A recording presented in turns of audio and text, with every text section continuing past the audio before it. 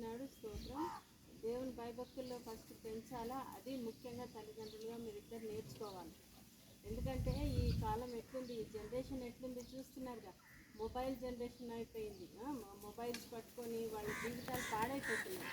కాబట్టి ఫస్ట్ అది దూరంగా పెట్టి బైబిల్ చేతికిచ్చేది, బైబిల్ పాటలు, అంటే దేవుని మాటలు, పాటలు నేర్పించేది మీరు వాళ్ళకి. ఇక్కడ టీచర్స్గా మీరు ఎట్లా పిల్లలకి బోధిస్తున్నారో ఇంట్లో కూడా మీ కొడుకుకి మీరు అట్లా నేర్పించుకుంటూ పెంచాలి.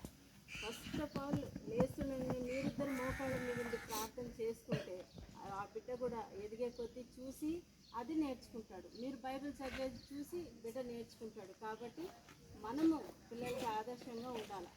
సో దేవుడు మీ ఇద్దరికి అటువంటి జ్ఞానం ఇవ్వాలని నేను ప్రార్థిస్తున్నాను.